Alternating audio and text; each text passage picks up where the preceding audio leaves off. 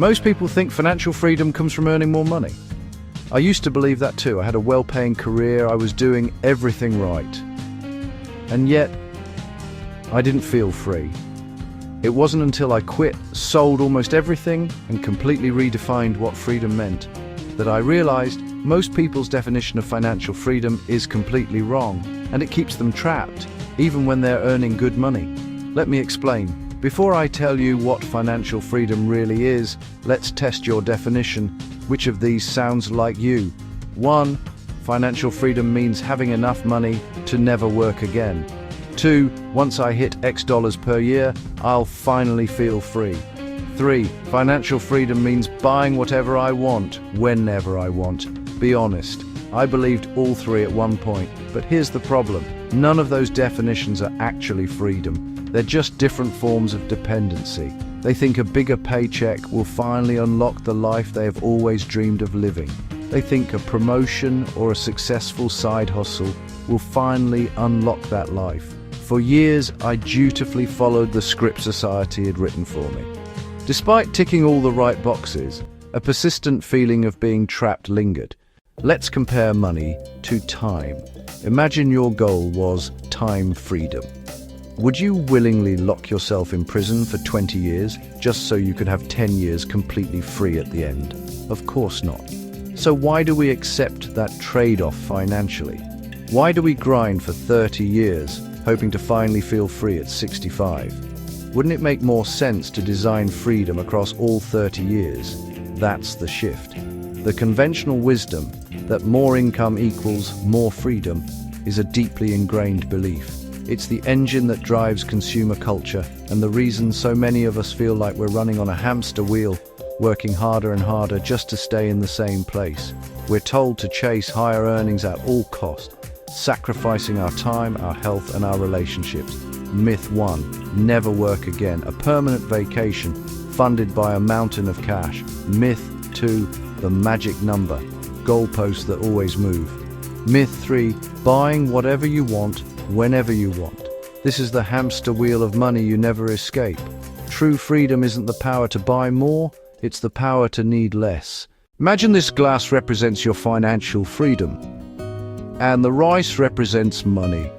Most people focus on pouring more rice, more income, more investments, more hustle. But what if the problem isn't the rice? What if the problem is the size of the glass? If your lifestyle requires a giant glass, you'll need endless rice. But if your lifestyle fits a smaller, intentional glass, it fills much faster. Financial freedom isn't about unlimited money. It's about designing a life that doesn't require unlimited money, then keeping that glass topped up without trading every hour of your time. Here's what financial freedom actually is. Your expenses are low enough that you're not under constant pressure. Your income isn't 100% tied to your time. You have enough savings or assets to give you breathing room, and work becomes optional, not compulsory. That's it. Freedom is leverage plus simplicity. Chasing a specific income without defining your needs is like filling a bucket with a hole. No matter how much you pour in, it won't make you feel secure. The thrill of a new purchase is fleeting.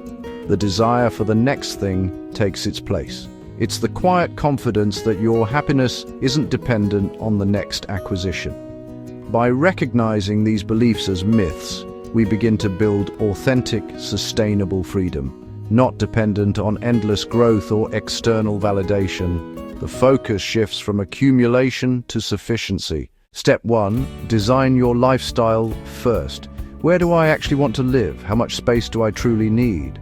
Which expenses are essential and which are status-driven?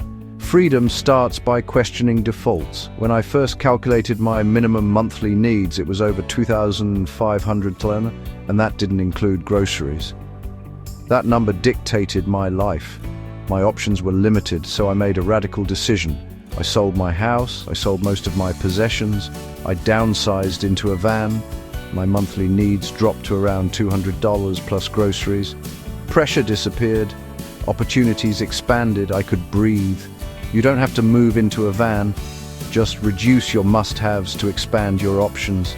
Finally, calculate your freedom number. the minimum viable income to sustain your chosen lifestyle. Write the monthly cost for housing, food, healthcare, transportation, and a small buffer. Once you know that number, everything changes. Build income streams that support your life. Remote, flexible, skills-based, simple investments, lifestyle businesses. Work that supports life, not life that revolves around work. No one should feel trapped in a 9-to-5 if they don't want to be there. You don't need permission. Instead of asking, how can I earn more? Ask, how little do I actually need to feel free? Comment your freedom number. Like, share, and subscribe. And use the link if you want help designing lifestyle income. Financial freedom isn't about money, it's about control.